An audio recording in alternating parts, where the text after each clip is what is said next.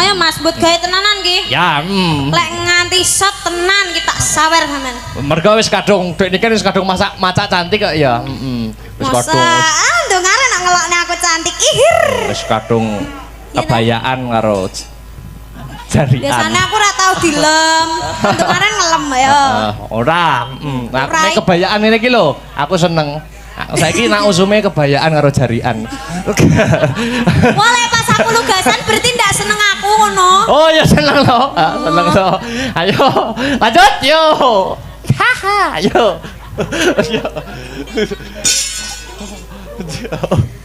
Pesek guyu. Lungguh ning apa serapasirat sambur semburan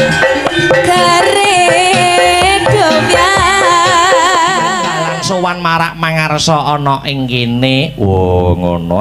Iya. Ora lali ya kuwi kang angka sepisan ora ana tembung kang luwih endah kang kudu diucapake. Iya. Kejaba mung ngaturake puja lan puji syukur kunjuk marang Gusti kang murbeng dumadi. Iya. Allah Subhanahu wa taala Tuhan yang Maha Esa yang widiwasa. Oh ngono ya Mak. Wah ya. Sebabe apa? Sebabe ya mung panjenengane sing wis maringi malimbar kenikmatan wujude kesehatan, becik kesehatan lahir, becik kesehatan batin lho. Oh ngono. Ya. Mokal tanpa nikmating pangeran, ya. Awake dhewe sak kanca kang sarta kabeh para warga masyarakat bisa lek-lekan tirakatan bareng. Oh ngono. Ya. Aku arep takon karo Biyung, takon babakan apa no? Iki hajate apa, acarane apa? Kok ketok lek regeng, ketok lek gayeng. Aku nyadong dawuh menyang Biyung iki janjane acarane apa? Ngene ya nok piye? Iki acarane tidak lain dan tidak bukan ya kuwi hari ulang tahun Partai Nasdem. Hari ulang tahun Partai Nasdem. Sing kepira? Yang sudah ya kuwi mencapai ke 11 tahun. Oh ngono. 11 tahun. Partai Nasdem. Luar biasa. 11 tahun iki angkane 1 karo 1. Dijumplah loro. Loro ki apa mengku werdi? Loro ki sesuai dengan hashtagnya. Apa kuwi? Hashtag iki loro, ya kuwi 1 yaitu adalah merajut kebangsaan, kedua merawat kemanusiaan. Wah iya. Wong ngono ya. Wah luar biasa iki mau sing paring dawuh sambutan mau sore uga pirang-pirang. Mau ana sing kandha, ana sing paring dawuh bengi iki acara Nasdem hari ulang tahun ke 11 tahun. Acarane wayangan. Lah iya. Jare mau dawuh mau ingkang winengku kinurmatan wayang iki budaya sing hampir punah sing wis dimohi karo para kalangan muda. Lah iya sing wis ora menggemari wayang dawuhe mau ngono. Nanging yen miturut aku tiba kosok balen no. Oh ngono. Dadi paring dawuh kaya ngono kuwi mau aku ora trima. Sebab semakin kesini yaitu wayang ndak kira akan semakin lestari dan semakin tetap jaya. Oh ngono. Buktine ora ana janji dan sing bermuluk-muluk. Ya kuwi wayang yang diarani hampir punah kuwi dijawab oleh Partai Nasdem. Dijawab langsung oleh Partai Nasdem. Dijawabe melalui bukti dan tindakan nyata. Apa kuwi tindakan nyatane? Yo nanggap wayang, ngono. Oh nanggap wayang.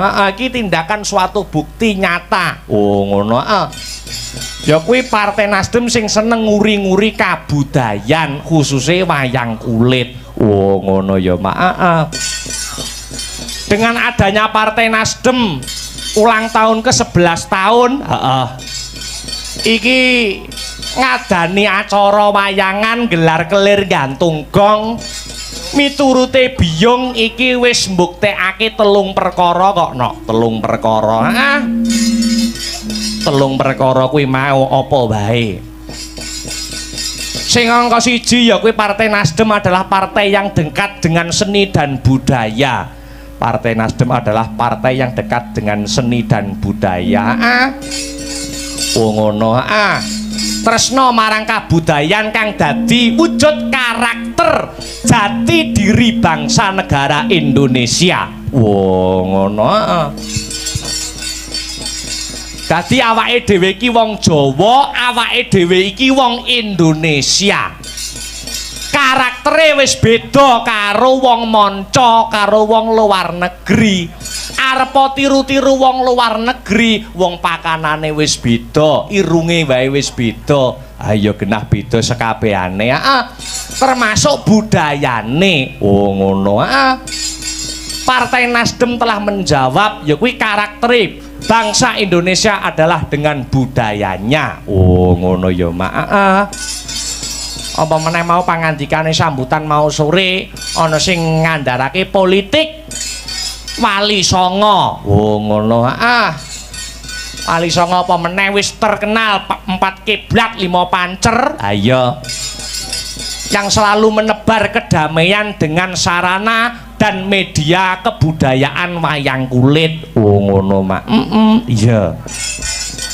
Kuwi bukti sing pertama, bukti sing kedua, Partai Nasdem kok gelem nanggap wayang iki tegese partai sing dekat dengan rakyat. Kok iso ngarani ngono? Mergo wayang kuwi ya kuwi gerakan kabudayan sing mengakar rumput. Oh ngono. Diterima di semua kalangan. Oh ngono.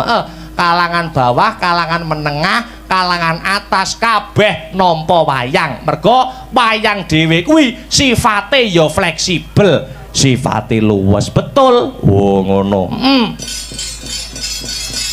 Iso nonton wayang bareng, ora bedak-bedake kabeh nonton bareng ning kene, tumplek-blek ana ing kene. Iki wujud kepedulian Partai Nasdem anggone mendekat dengan rakyat. Oh ngono ya Mak. Ya. Lah sing ketelu buktine apa Partai Nasdem kok gelem nanggap wayang iki membuktikan apa meneh. Ya sing dadi brandinge Partai Nasdem itu sendiri apa kuwi? Ya kuwi Partai Nasdem ki nak akeh-akeh anggotane, kuwi dari kalangan pemuda. Oh ngono isih nom-nom, isih seger-seger. Lah ya, mula ki dijumbuhke. Lah ya disumbutke, nanggap wayang gelar kelir gantung gong, dalange ya isih nom. Oh ngono. Sindene isih nom, penabuhe isih nom. Oh ngono. Tuwek sithik tak pateni, Nduk. Wis ya. Iya, iya luar biasa mula ora ana eleke, ora ana rugine. Ayo. Aku ngaturake patur nuwun terima kasih yang sangat banyak. Oh ngono. Kanggo sapa wae. Kanggo ya kuwi sing baku, kang angka 1. Ya kuwi Kak Yogi Dirgantara. Oh ngono. Sing wis ndak anggap kaya Kang Masku dhewe, dudu sapa-sapa, dudu wong liya. Wong liya manjing sedulur ya kaya ngono kuwi, Nduk. Oh iya. Kedua ya kuwi Kak Ratna. Wah ya, sing kepareng rawuh undangane sapa wae. Iki mau sore sing kepareng rawuh dirawuhi Bapak Gunawan Widagdo ingkang mewakili ya kuwi PLT Bupati Nganjuk Bapak Marhen sing ora bisa rawuh merga ana halangan. Lah ya, angka pindho undangane ya kuwi ketua DPD Partai Nasdem Nganjuk Pak Haji Heri Widianto, dan DPW Partai Nasdem Jatim Kak Misbah, oh ya, Kak Iswanto, Kak Arani, dan semua legislatif, oh legislatif Kak Yogi Dirgantara mau, wah iki mau sore ya wis nemoni awake dhewe jagongan karo awake dhewe, iya. Dandim Nganjuk, Kapolres Nganjuk utawa kang mewakili uga kepareng rawuh. Uga kepareng rawuh. Iya. Wah, luar biasa. Disumbutke nok, disumbutke. Ngaturke matur nuwun tanpa upama ya no, awake dhewe ngatasé seniman muda isih diparingi ya kuwi ajang utawa kanggo kiprah mengembangkan kreativitas, mergo awake dhewe iki ya termasuk putra daerah Kabupaten Nganjuk ini. Oh ngono. Yang juga ikut mempunyai kewajiban ikut andil dalam ya kuwi membangun daerah Kabupaten Nganjuk. Mergo membangun daerah Kabupaten Nganjuk berjuang iki ya dalane maneka warna. Oh ngono. Ana sing lewat politik kaya Kang Masku, Mas Yogi Dirgantara. Yen aku lewat budaya, awake dhewe berjuangi lewat budaya. Kabeh melalui jalannya masing-masing untuk Nganjuk tercinta. Oh ngono. Mau sore uga ana donor darah. Oh ngono. Bekerja sama Nasdem Nganjuk bersama dengan Sobat Anies Baswedan. Oh ngono. Ya mau wis diadani. Luar biasa. Wah, hebat luar biasa dasare. Wiwit sore mau aku tekan kene nuansane wis sarwa biru. Biru. Biru iki bisa ditiru. Oh, bisa ditiru. Wis cetha ngeglo kang tanpa warana. Lah iya, Partai Nasdem anggone berkiprah ya kuwi restorasi dan perubahan yang menjadi nafas perjuangannya. Wah iya. Lan ora lali tansah nguri-nguri kabudayan. Oh ngono mak. Luar biasa ya didongake ya nok. Muga-muga hari ulang tahun yang sudah mencapai umur 11 tahun ya. Partai Nasdem setelah acara pada malam hari ini semoga dapat semakin jaya selangkah lebih maju, dan doa dan harapan semua anggota Partai Nasdem, legislatif, DPW Partai, Ketua DPD Partai Nasdem, sing paling dawuh pangandikan mau sore, harapane muga-muga ning Nganjuk 2024 bisa menang. Oh ngono. Amin amin ya robbal alamin. Ya dilaras pelok digriming Mbah ben ora kaya pengajian. Ya. Ya. Jebul kae sing ndak anti-anti wus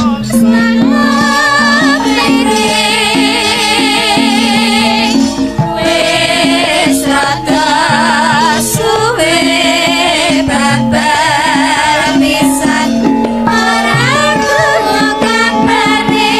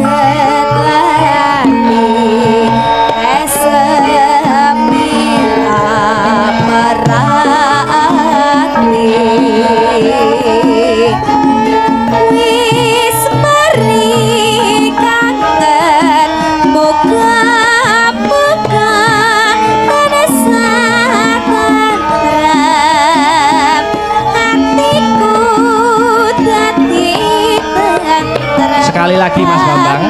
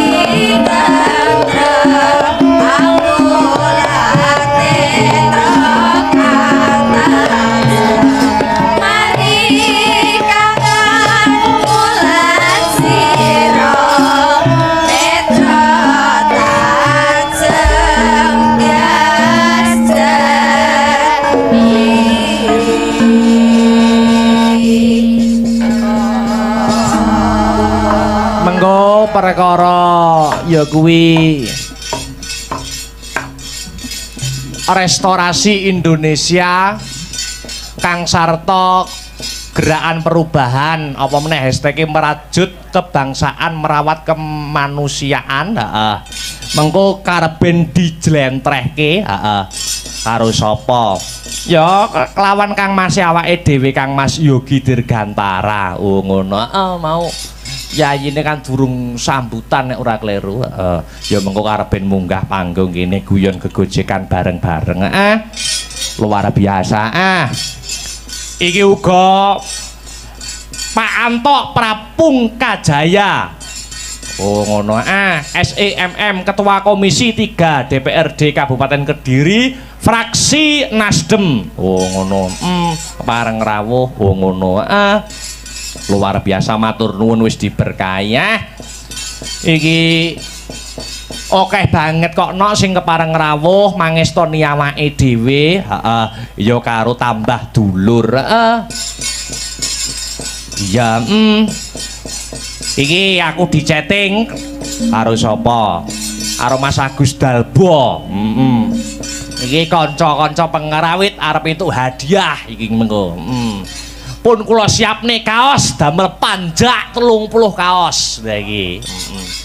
Entuk kaos 30 kaos. Alpan aja arep-arep sing awake lemu-lemu aja arep-arep ya. Ya luar biasa. Yo ngaturake bintang tamu ki sing ditunggu-tunggu kudu lumaku sing dianti-anti kudu dadi bukti. Dik Niken Salindri ayo. Diaturi jumeneng menyapa para warga masyarakat kang sarta para sentana kang lenggah on ing fraksi Partai Nasdem untuk menghibur dan memeriahkan suasana pada malam hari ini. Oh ngono disepoti ayo monggo Dik Niken Salindri katuran jumeneng ayo ben saya regeng yuk monggo Dik ya.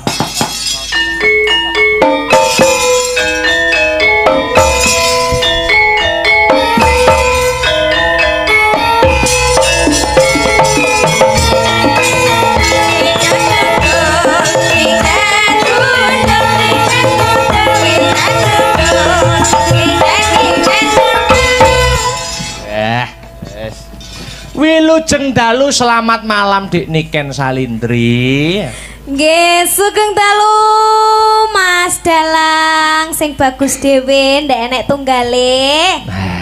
Nggih. Bagaimana kabarnya? Bagaimana? Alhamdulillah kabar baik. Alhamdulillah. Bagaimana dengan Dik Niken Salindri? Nggih, alhamdulillah pangestune Mas, sae sekeluarga. Amin. Kok ketoke jenengan kok kados lemes ngoten niku to, Mas? Mboten lemes niki semangat kok niki. Oh, semangat nggih. Kok Semangat. ketoke radi-radi sakit ngono? Mboten Oh, sakit. mboten. Ora. Lah kok pucet, Mas?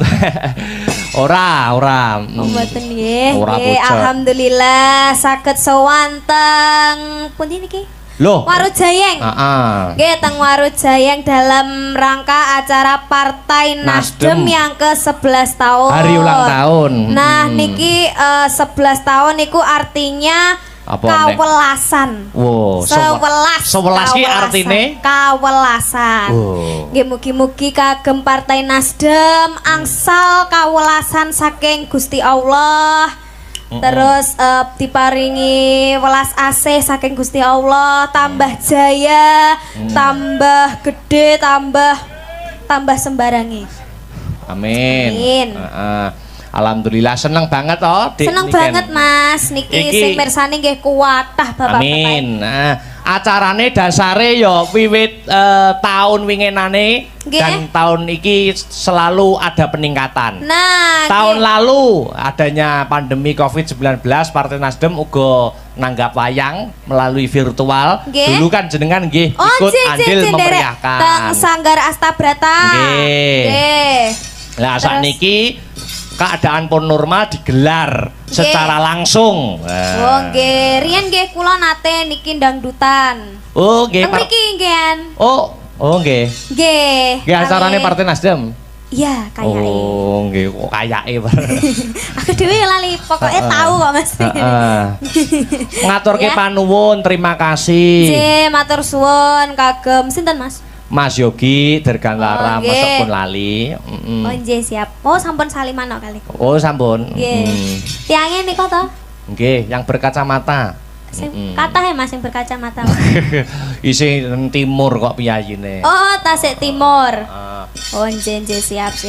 Nggih matur suwun kagem Mas Yogi. Mbak Mas Yogi Mas Dirgantara. Yogi sehat selalu, panjang umur, terus rezekine kathah barokah. Amin.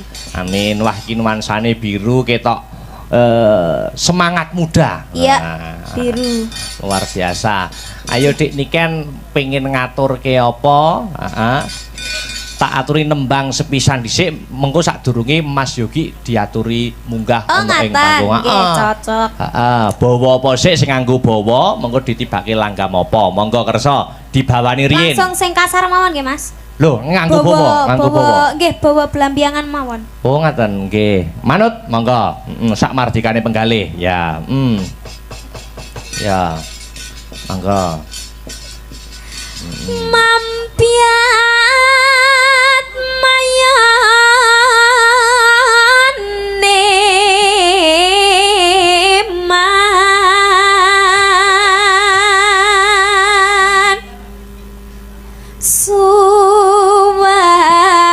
suwarane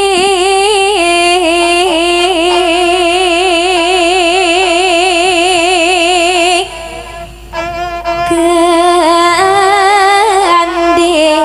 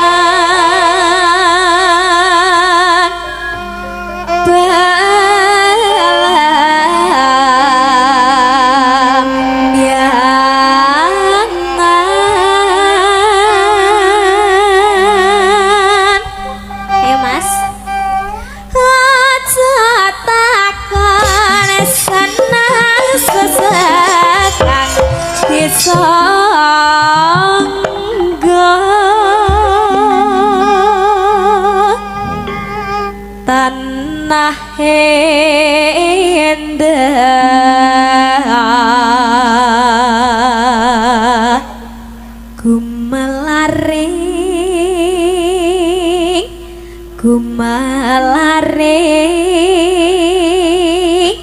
Taman Sari Noswatara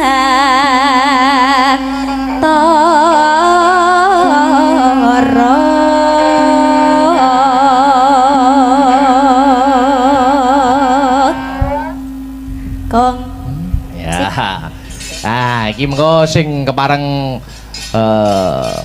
munggahing pepanggungan Ketua Nasdem Nganjuk Pak Heri Widianto mengko ya ngersake minggah wonten ing pepanggungan. Oke. Pun sembarang. Nggih. Lagu menika nggih kula aturaken. Nggih. Kanggo sapa? Iki kanggo Mbak Miranti Mayangsari. Oh, ngono. Iki go fraksi Nasdem. Wah, ya. Yuk didadekke lagune. Gerajakan. Oke, ya yuk, dados Gerajakan Banyuwangi Dik Niken Salindri. Ya yuk.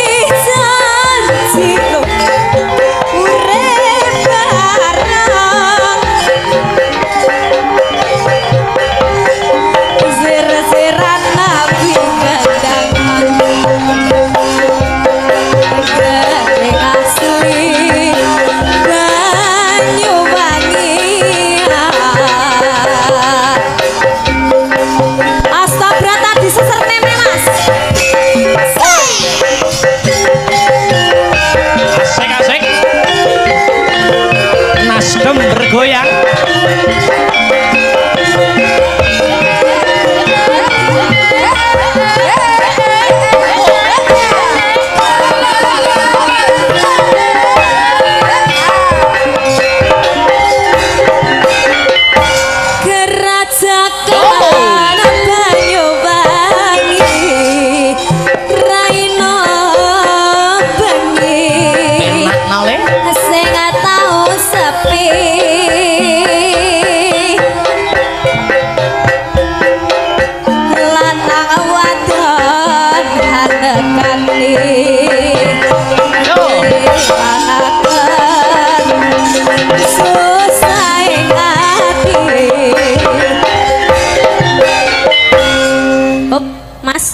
Dalam rada diseserne aku lo ngomong mbek Mas kendang. Di apa? Diseserne. Diseserne apa sesekne? Disesekne. Sesekne. Ha, sesek senengane sing sesek iki. Sing rada banter sing rada keras. Sing rada keras. Ayo Mas, buat gawe tenanan ki. Ya, Lek nganti shot tenan kita sawer sampean. mergo wis kadung dek niki wis kadung maca cantik kok ya. Wis Masa kadung ndongare nak ngelokne aku cantik. Ihir. wis kadung kebayaan karo jarian. Biasanya aku ora tau dilem. Ndongare ngelem ya. Ora, nah nek kebayaan ini iki lho, aku seneng. Saiki nak usume kebayaan karo jarian. Boleh pas aku nugasan berarti ndak seneng aku ngono. Oh ya seneng loh, seneng loh. Ayo, lanjut yo.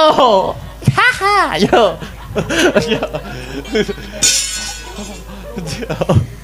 Pesek guyu. Lungguh ning apa serapasirat sambur semburan keredomian ambe mangan salon cerat anak wadon